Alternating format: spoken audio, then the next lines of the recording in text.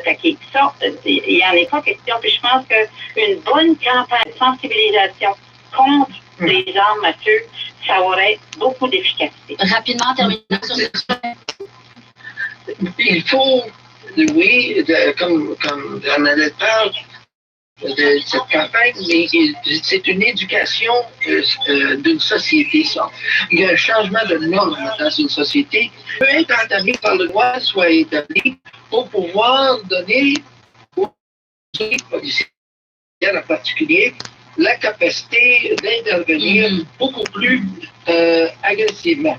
Alors, et ce contexte-là n'existe pas encore. D'accord, alors on va suivre, tout entendu, voir comment les choses vont se développer. Je veux qu'on parle du deuxième sujet. Il nous reste que quelques minutes sur ce lien avec la COVID et avec du Québec, pour qui cette option n'est pas du tout envisagée. Quoique l'idée de barrage, vous l'évoquez. Bernadette Landry, comme les autres provinces de l'Atlantique, on a été beaucoup plus sévère qu'ailleurs. On a fermé les frontières interprovinciales. Là, ici, dans le moment au Nouveau-Brunswick, c'est interdit d'entrer ou de sortir de la province à moins qu'on soit un travailleur essentiel. Moi, je pense que cette COVID-là, elle est tellement dangereuse qu'il faut accepter de perdre certaines libertés pour s'en débarrasser. Et plus moins les gens vont circuler, moins la COVID va circuler. C'est aussi simple que ça. Donc, dans la mesure du possible, il faut empêcher les gens de circuler. Et plus, évidemment, plus le taux de contamination existe dans une communauté en particulier, plus il faut serrer la vis. Mais la liberté, là, c'est... Ben, écoutez, une liberté individuelle, est-ce que c'est plus important que la liberté collective? C'est une grande question qu'on est plusieurs à se poser. Mais Roméo Dallaire, vous seriez pas mal plus radical. Hein? Vous, dans comment il faudrait agir? Moi, je trouve qu'on tolère qu'on ait perdu 10, 20 000 de nos concitoyens comme victimes d'un ennemi, du virus comme tel, est absolument aberrant dans une société avancée comme la nôtre. On savait qu'il y avait un problème sérieux, que des gens allaient en mourir, et par ce fait, on était devant un ennemi qui était virulent, donc on prend des mesures aussi virulentes pour gagner tout ce qu'on est en train de faire avec tout ce taponnage qu'on a, tellement de complications des gouvernements. C'est pas d'essayer de gagner, c'est de contrôler, c'est-à-dire de survivre. On veut pas survivre, on veut fructifier. Alors pour fructifier, il faut éliminer ce qui nous empêche de pouvoir avoir. Is very ambitious, but certainly 1 centimeter per hour snowfall in this significant band that also extends back towards the east end as well, but also for areas north of the city, seeing some of that snow as well. And then temperatures tonight dipping down to -11. Winds also pick up as well. Winds could gust up to about 50 kilometers per hour. Gave the snow. The wind really just spells a recipe for trouble. And the temperatures tomorrow head up to -8. It's really cold and windy tomorrow. The snow subsides by the late morning, early afternoon. Subsides by the late morning, early afternoon. And then temperatures will dip down to -18 tomorrow. It is going to be really cold. Thanks, Carl. Coming up at midnight with Jazz Kieran Cooner and Michelle Halim. We'll have the very latest on that wild winter storm walloping the GTA. Keep it tuned to 680 News as we continue to bring you the very latest throughout the night. 680 News time, 11:54. At jackpotcity.net, you can do a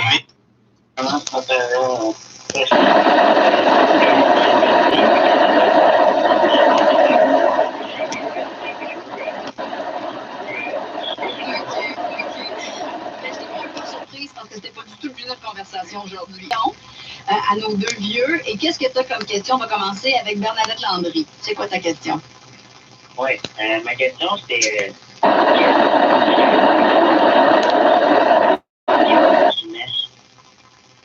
Dans ma jeunesse?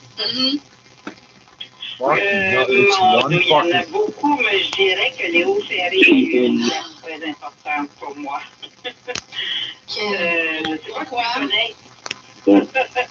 I hear you. I really do. So, I'm going to ask you a question that you may not want to answer, so I just want to sort of give you that preamble. No one is going to force you to answer, but I'm positive that all of us who are listening tonight are thinking about this, and so I'm going to ask the uncomfortable question. You're a chaplain. Have you seen things during this that have tested your faith? Oh, for fuck's sake. I certainly tested. Because you're a chaplain. Sun bears, for example, they're typically diurnal, sun-loving creatures, as their name would suggest, but they increase their nocturnality to 90% in areas of the Sumatran forest, where actually, ironically, it was researchers like myself in the forest that were studying the forest created this disturbance. In Nepal, tigers and people share the same trails in the forest at different times of day, which is actually a good thing. It limits contact rates between humans and these large carnivores and reduces the potential for conflict while enabling conservation of tigers and also enable to go about their lives and harvest resources that they need from the forest. And for species like that are used to being active at night, this shift towards increased nighttime activity is potentially totally fine for them. It's the species that are diurnally adapted to daytime activity, that may be suffering from this shift into the nighttime as a result of human disturbance. Winners and losers, as the power of night provides a lure for mammals looking to avoid diurnal humans. The fact that mammals spent 100 million years as nocturnal creatures makes this return to night at least possible for some. But those creatures stuck in their daytime ways, highly specialized niche adapters that say rely on light for hunting a specific prey or need the sun for warmth, will most likely struggle to adapt in time. Over millions of years, many of these animals have evolved adaptations to living in the daylight, and we may expect them to have trouble at night. So they might not be as successful at finding food or avoiding predators or communicating with other members of their species in the darkness, which could reduce their survival or reproduction, or even drive animals into the paws of four-legged nocturnal predators. They might think that they're avoiding risk by avoiding people, but in fact maybe exposing themselves to greater risk. But we really have just begun to scratch the surface of what all of this means. Earlier in the program, we heard about the evolutionary shift of mammals from nocturnal activity to daytime activity after the dinosaurs had died out. Could there now be a possibility of reversal of our evolutionary history? I think so. Our mammalian ancestors were exclusively nocturnal, right? Because dinosaurs were this ubiquitous, terrifying force active during the day. But now humans are this ubiquitous, terrifying diurnal force on the planet. So we might be driving the rest of the planet's mammals right back into the darkness. You've been listening to The Power of Night from the BBC. I'm Lucy Cook, and the producer was Adrian Washbourne. And you can listen to other episodes in the series at bbcworldservice.com/discovery. And if you'd like to catch up on other episodes in the series, go to bbcworldservice.com/discovery. And somebody dressed all in black. Proteja-se do vírus, se possível, quando fala com alguém de frente, não se esqueça da máscara. Se eventualmente se esqueceu da máscara, ao falar com alguém, não se ponha de frente, mas sim de lado.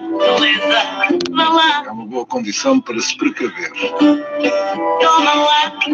Quanto a nós, resta agradecer a sua preferência de estar na sintonia da RDP Internacional.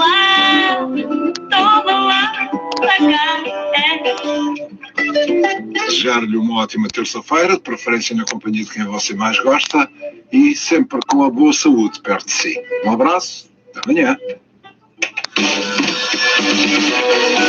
RDP Internacional. Longe da vista, perto do coração. You're listening to Chin Radio AM 1540, the voice of multicultural Toronto, bringing you the latest updates on COVID-19. Stay informed, stay safe, and stay tuned to Chin Radio AM 1540. The challenge of the Yukon. It's Yukon King, swiftest and strongest lead dog of the Northwest, blazing the trail for Sergeant Preston of the Northwest Mounted Police in his relentless pursuit of lawbreakers. And King, on your husky. Gold discovered in the Yukon. A stampede to the Klondike in the wild race for riches. Back to the days of the gold rush, with Sergeant Preston and his wonder dog, Yukon King, as they meet the challenge of the Yukon.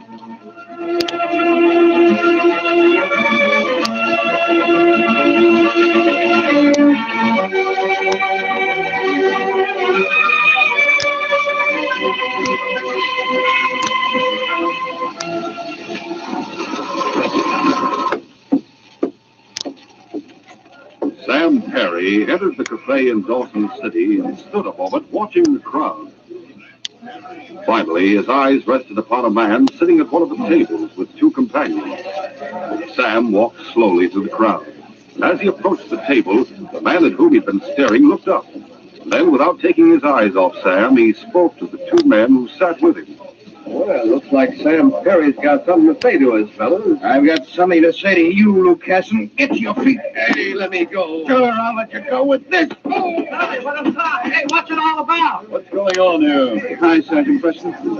I just hit Luke Casson and knocked him down. Oh, I see. Let me help you out, Casson. Yeah, thanks. I want to fix it. Easy, Casson. Forget it. Sam, you come with me. I want to talk to you. All right, Sergeant. We'll finish this some other time, Perry, when the law isn't around. Any time, Casson. Come on, Sam. Let's go.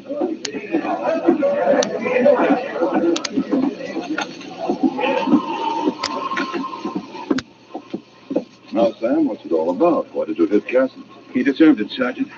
That's all I have to say. I could take you in for disturbing the peace, you know. In fact, Casson could bring a charge against you. He wouldn't. What makes you so sure? Because he knows he deserved that blow, and more. What's he done to you that makes you feel the way you do? Well, a few months ago, Luke Casson and I met one day in the cafe. Hey, Sam, I hear gold has been found up on Fox Run. There are a few more claims to be had up there. I wouldn't mind having a claim that'd pay off. You ever thought of staking a claim, Sam? Sure. But there's more to it than just that. Take plenty of cash. Well, I understood you have some cash put away. I should think you'd want to take a chance of finding gold. I'm willing, but I don't have the amount of cash you probably think I have. They tell me it takes about $500 to rub stake and work a claim before it ever pays off. If it ever does. I guess it does take about that much. What about you? Aren't you interested in the claim on Fox Run? Oh, sure I am, but frankly, I don't have that much cash either. Of course, there's a way both of us could get in on that gold rush. How do you mean? Pool what cash we have and stake a claim as partners. Yeah, I suppose we could do it that way. Well, why don't we? I have to think it over. Oh, now, don't be so hedgy. While you're thinking, others are going up that way and picking out the best claims. But we might not strike gold at all. And we'd both lose what little we had. What's the matter? Afraid to take a chance?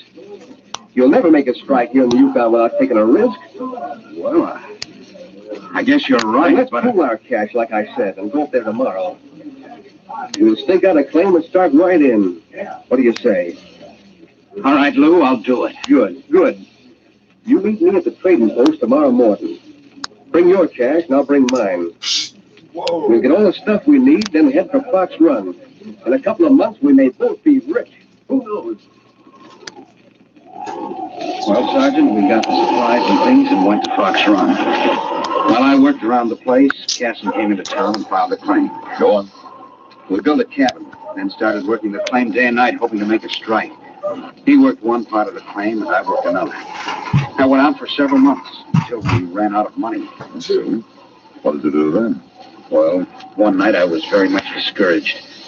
It surprised me even then how cheerful Lou continued to be. Anyway, he came into the cabin that night and saw me looking downcast. Hey, you look like you lost your last friend, Sam. Snap out of it. Let's have some coffee, huh? No, thanks. I don't want it now. Now, look here. There's no use getting discouraged because we haven't found gold yet.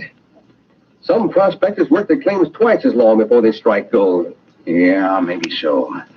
But you know as well as I do, we haven't the cash to go on. Well, I have to admit that's something to think about. Didn't you tell me about a friend of yours in Selkirk who struck it rich a while ago? That's right. He's a fellow I knew back home. But he had plenty of cash to begin with. He struck gold within a couple of months. Now he's really got plenty, hasn't he? So far as I know, he has. Well, then, why don't you go down to Selkirk and ask him for a loan? Go to Selkirk? How am I supposed to get there? Use the dog team we have. Oh, but what about you? How will you get around? I can borrow a dog team till you get back. Go ahead, Sam. The only thing left to do. And I'm sure if we have the chance to work the claim longer, we'll hit gold.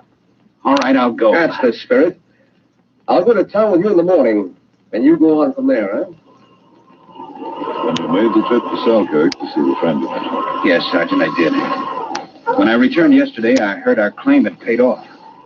I couldn't find Casson, but I did find out he'd filed the claim under his own name, and had sold shares to two of his friends. And you've been left out of the deal, eh? That's right. This morning, I went to the cafe, as you know, to accuse Casson. It's the same story over and over. A pandemic carnival, New Orleans, Mardi Gras. You can send us a text or WhatsApp message on anything you hear. The number is +44 77 86 20.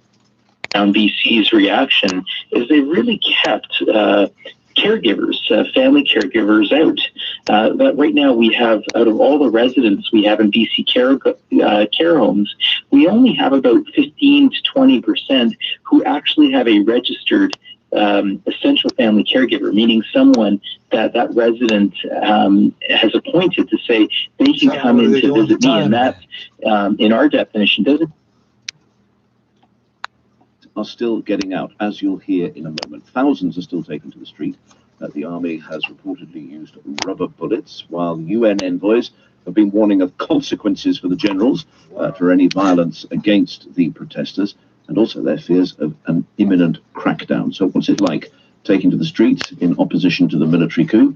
I've been speaking to Tinza Shunze-Lee, who is an anti-coup activist in Yangon. Today we are going to protest in the junction, Yinigo Junction. We take tents. Someday we take a day off, and someday we get on the streets. And yeah, that's what we've been doing. Aren't you worried about the danger to you, though, as well? Yeah, we are worried, all of us. You know, the armed vehicles roaming around in Yangon yesterday. The police force are always there. The water canoes being standby, and all of it. Not just in daytime, but also in nighttime. We have been guarding our own communities from the police, because the police are intruding our houses. They are arresting the protest leaders and activists. So we have to be really careful day and night. How do you organize? Do you organize online? Do you have the internet at the moment? Listen, how long can you keep going? All you have is mobile phones, you have pots and pans. The other side have armored cars, they have tanks, they have guns. How can you win? We never had anything, you know, since long time ago, because even though we were in a democratic transition, that so-called democratic transition, we were never free.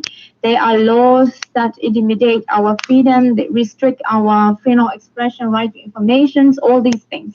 Even under civilian government, we had more than 600 political prisoners, so we were never safe, even when under civilian control. But now in the military agenda, it will get even worse. At the same time, we are witnessing a growing number of dissents, not just activists, you know, a group of organization, but more of us, like almost everyone get on streets. They become activists and protesters, especially the young generation. So it's such a good thing that we have that mass movement joined by thousands of protesters always daily. This is the most powerful thing, and everyone keep this non-violent. So in the end, non-violent strategy wins. Not just non-violent protest, but also there is a non-violent movement called civil disobedience movement. That's powerful. It's growing every day, joined by different civil servants. So the military agenda could not run their mechanisms, could not rule over the country, because many people are leaving their jobs, stopping their works for them. That's what we are hopeful for right now. How about you? If you weren't demonstrating on the street, what would you be doing? Would you be in an office? Would you be working at home? What are you giving up to go and protest? For me, things were the same because I've been an activist since a long time ago. So basically, I was doing the similar things, but now the strategy a bit changed.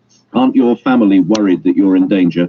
If you're a well-known activist, surely the police, the army, they're after you. They want you, don't they? Yeah, they are. Of course, they are feeling worried, especially for my safety, and I can get arrested anytime. Do you think that the military and the police can arrest enough people to win, or are there too many of you? Too many of us now. That's something powerful. Even if I was arrested, for example, I won't be worried about the future because there will be many other young people doing the same thing just like I was doing. That's Tinza Shunlei Yi, anti-coup activist in Yangon. A little later in the program, we speak to a doctor who has left his hospital behind. He's on his way to the street, as he spoke to us about an hour ago. And he explains basically how the authorities are putting pressures on medical staff, all part of the widespread strike that he will be describing for us on this program in about an hour's time. That's Newsday.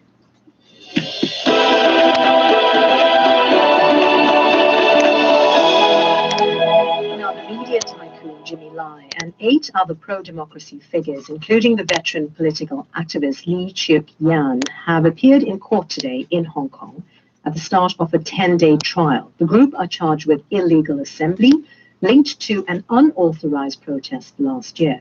Mr. Lai, who is in jail on remand, is facing multiple separate charges.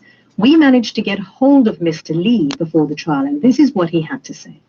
Today, I'm appearing in court together with other prominent pro-democracy activists, Jimmy Lai, Martin Lee, altogether 9 of us being put on trial for the charge of organizing and taking part in unauthorized assembly.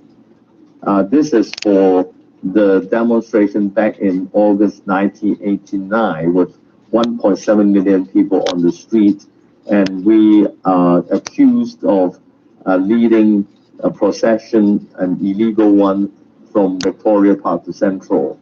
Of course, we strongly believe that we have the constitutional right as the people of Hong Kong for our right to demonstration, and is unconstitutional for the police to ban our procession. So this will be a constitutional argument on the right of the people of Hong Kong. Of course, this is a political retaliation on the part of the Chinese Communist Party. And sadly, now in Hong Kong, the law is being used as an instrument of political retaliation and suppression. And so our trial is only one of the many trials that have been going on in Hong Kong. And there are already 2,000 activists being prosecuted, and some of the activists are being, of course, already jailed. And therefore, it's quite sad actually to witness, people being put on trial and being put sentenced to jail sentences every day in Hong Kong. Is that there's no news actually that someone is being sentenced to jail sentence. So now we are witnessing that from the rule of law in Hong Kong regressing to the law as an instrument of suppression. I will be having 3 more trials apart from this one. So if you ask me, whether I would go to jail, I can almost definitely answer by saying yes. It's very difficult now in Hong Kong when the court are being under pressure, and very often we cannot really find protection under Hong Kong judicial system. So going to jail is almost inevitable for me. But of course, we hope that we can win in our first trial because it would affirm the constitutional rights of the people of Hong Kong. And one more point I want to mention is that, ever since the National Security Law was passed, July 1st last year, there are more and more cases of absurdity. The most absurd one is 55 pro-democracy activists, politicians were being charged with subversion just because they take part in the primary election, trying to get the best result out of the election. That is a crime of subversion. But, in Hong Kong now, every day we are witnessing such absurdity in using the law against the people. And I think the whole tactics of the Communist Party is to put fear among people by arresting people and putting people on trial. And so I will further report what will happen in this days, the 10 days of trial, but I can only say that we will fight on. A very defiant message there from a pro-democracy activist Lee Chuk-ya. Right, it's time to catch up with the sports news. Al Ross is here.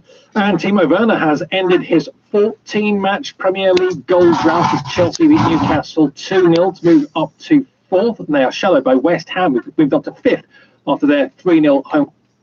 But why not save for a rainy decade? You worked hard for that money, and you're about to put it in there? At Tangerine, you can make that money make money. With investments, put it in there? At Tangerine, you can make that money make money. With investments that tend... Contained at police headquarters for the time being.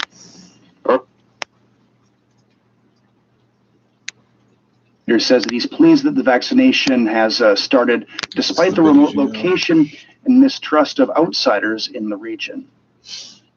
British Prime Minister Boris Johnson says he's increasingly optimistic that... Yeah, he's optimistic, that's all. He almost died the first time. What if he gets it a second time? That would be the jazz show. And fight against the pandemic. But he also added that he can't guarantee there won't be further difficulties related to the coronavirus going forward. I'm increasingly confident, I'm increasingly optimistic about the sheer extent of the possibilities that are opening up with vaccinations. I'll be setting out as much of a timetable as we can give on the 22nd. I'm very hopeful that we'll be able to go ahead and open things up. Britain's given a first dose of coronavirus vaccine to over 15 million people. That's almost a quarter of the population. The UK drive is now being extended to people over 65 and those with underlying health conditions. The government aims to give everyone over 50 their first vaccine shot by the end of April and vaccinate all adults by September. Britain has had Europe's worst coronavirus outbreak with more than 117,000 deaths. Mexico has started vaccinating senior citizens against the coronavirus in more than 300 municipalities across the country. The drive kicked off with a focus on the country's... Austin, he died in his early 90s. And Tony Bennett was his very favorite singer. I remember he once told me that Tony Bennett is the greatest male singer that he's ever. Onwards. It's for the rich and for the poor, everyone. Now, Mexico began its vaccination campaign. It's an Anglo-Australian. Russia's Sputnik vaccine and another from China are expected later. The government plans to have more than 15 million people vaccinated by the middle of April. Leaders of 5 sub-Saharan countries and France are meeting in Chad to discuss the war on terrorism in the Sahel region. President of Chad, Idriss Déby Itno, says people in the region live under constant threat of terrorist attacks and they need better security. As we all know, the success of the fight against the terrorism is strongly linked to development actions. Misery and precariousness feed the breeding ground for terrorism and the violent radicalism. The 2-day G5 Sahel Summit brings together Burkina Faso, Chad, Mauritania, Mali, and Niger, with French President Emmanuel Macron joining them via video from Paris. France and the Sahel countries have been fighting terror groups that first emerged in the region in 2012. The summit leaders are also expected to discuss ways of combating the coronavirus and boosting the region's economy. The latest round of the Astana peace talks peace talks for Syria will kick off in the Russian city of Sochi today. Russia, Iran, and Turkey have emphasized their strong commitments to the sovereignty, independence, and territorial integrity of the Syrian Arab Republic. The Astana peace process to end the Syrian conflict was launched by the 3 nations in January of 2017. With more on this, Yang Guang spoke to Chris Monday, Associate Professor of Dongxiao University in Busan. What do you think are the major issues to be discussed at this round of Syria peace talks? This so-called Astana format is truly fascinating. It started in January 2017 by Turkey, Iran, and Russia. Well, honestly, it was a way to sideline the United States, and perhaps a first time in modern history, it was an attempt to deal with major regional conflict involving many different parties and religions and peoples without the United States. So these three countries trying to work things out on their own, trying to resolve a major conflict. So this is the Syrian civil war, which has gone on for 10 years and has been one of the major humanitarian disasters of modern times. I imagine the main topic would be, of course, dealing with this, as everyone, dealing with this virus and trying to help the Syrian people overcome COVID. Iraq has been invited to the talks as observer for the first time. How do you interpret the signal? Russia, well, they always seen Iraq as a traditional ally. Of course, this was like in Syria, there was the Ba'ath Socialist Movement, which was heavily sponsored by the Soviet Union. And so, in a way, they're kind of reclaiming an ally. And on the other hand, there are many Shia that live there, and Iran has very close connections. And so, of course, it's a way to bring them to this negotiation and show how it's this Stana movement is expanding, and it's expanding without the United States. And so this, of course, sends a powerful symbol. And that was Chris Munday, Associate Professor of Dongseo University in Busan, talking about the upcoming Syria peace talks in Sochi. The United States will officially remove the Houthi militia and its leaders from its terror list this week. Secretary of State Antony Blinken has said the decision is a result of the dire humanitarian situation in Yemen. He also reaffirmed the importance of delivering humanitarian assistance and commercial imports into the war-torn country. Policy is effective from today. With more on this, we spoke to Dr. Nikolai Duke-Gunderson, a political analyst based in the UK.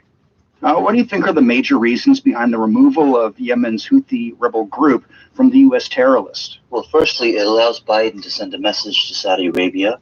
He has said that as the new U.S. president, he wishes to lead by the power of example instead of the example of power. So we're seeing a shift here under Biden, and it comes as a larger pattern of reversing some of Trump's previous legislation. Trump designated the Houthis as terrorists, put them on the terror watch list, and there was a lot of backlash from humanitarian groups who argued that this would impede their ability to deliver aid and food, which is sorely needed in Yemen. So Biden seems to be addressing that issue. So, Nikolai, how would you characterize the removal and how it would impact Saudi Arabia and Iran, which are, of course, believed to be major supporters of the warring parties in Yemen? Well, several folds. For a start, Iran might feel somewhat empowered, but I think the bigger picture is also, if Biden is willing to remove the Houthis from the terror list, is he willing to talk about Iran on larger issues, including, for example, the nuclear deal?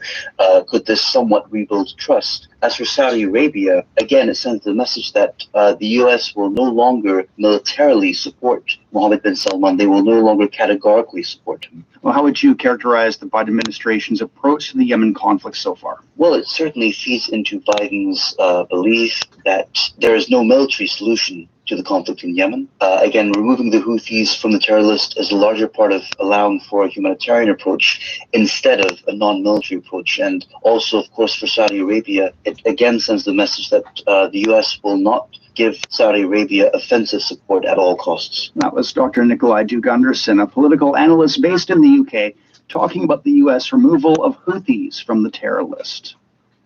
A NATO official says Taliban militants in Afghanistan must do more to meet the terms of a 2020 peace agreement with the United States to allow for any possible foreign troop withdrawal by a May deadline. NATO Secretary General Jens Stoltenberg. The Taliban must reduce violence, negotiate in good faith, and live up to their commitment to stop cooperating with international terrorist groups. Afghanistan should never again serve as a haven for terrorists to attack our homelands. While no ally wants to stay in Afghanistan longer than necessary, we will not leave before the time is right. Allied defense ministers will discuss later this week whether the Taliban is making good on the peace deal, which called for militants to curb attacks and for foreign troops to withdraw by May the 1st. Attacks in Afghanistan have prompted members of the U.S. Congress and international rights groups to call for a delay to the pullout that was agreed on under former President Donald Trump. This week's defense ministers' meeting, which will take place by video conference on Wednesday and Thursday, was initially set to decide on whether to go ahead with a true pullout. The administration of new U.S. President Joe Biden faces calls to seek a 6-month delay. You're listening to the Beijing Hour. Coming up, China-Europe trade through an important rail hub in Germany. You're listening to the Beijing Hour. 60 minutes of comprehensive news. Your window on China and the world. 25 past. Rail connections are becoming increasingly important under the China proposed Belt and Road Initiative. One of them, the main hubs in Europe for cargo trains from China, is the northern German city of Hamburg, and Julian Bona reports. Maritime trade between China and Hamburg began almost 300 years ago.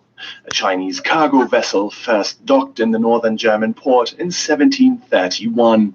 More recently, the two sides began exchanging goods via rail along the new Silk Road. The first cargo train from Beijing arrived in Hamburg in 2008.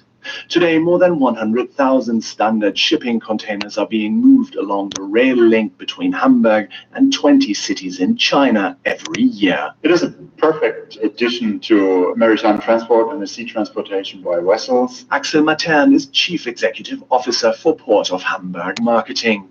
Apart from its location in Central Europe, he says Hamburg's history as a maritime port also makes it an ideal destination for cargo trains. Hamburg has already an existing hub and spoke rail system connecting all European destinations with Hamburg. So cargo which is not originally for Hamburg, but for destinations in Europe, can be easily distributed via Hamburg. One of the rail link's major advantages over ocean shipping is speed. Aboard a transport vessel, the container needs up to 8 weeks for the journey between China and Hamburg. On the train, it is much quicker, says Willem van der Schalk, CEO of Hamburg-based logistics firm Hartrodt. In particular, it is interested for industry not at the coastline of China, close to the ports, but in the inland destinations.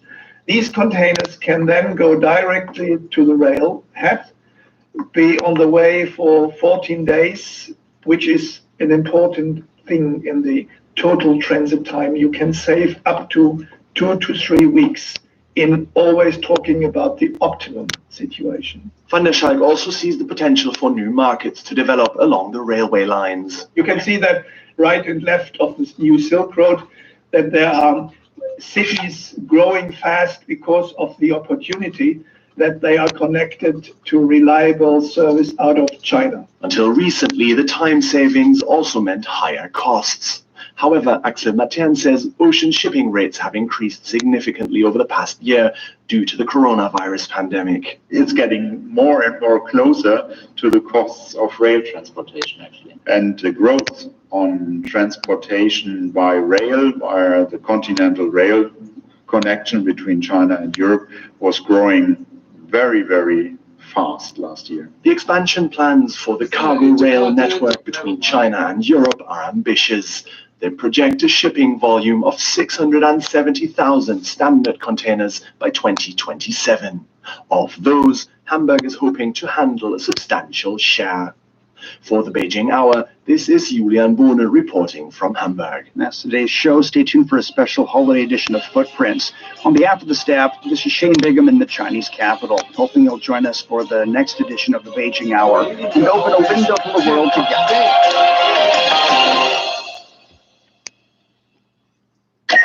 The Beijing Hour. The Beijing Hour. The Beijing Hour. To it'll be a rerun. It'll be a rerun of World Today.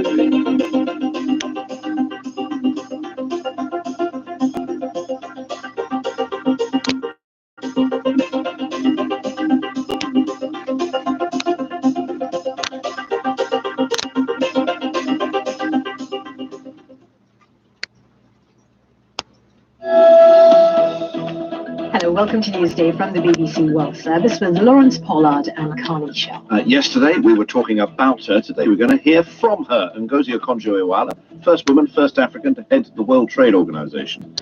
Also, how can South Africa stop the country's frequent electricity blackouts? And on the Africa Daily podcast, what is Nigeria's problem with cryptocurrencies?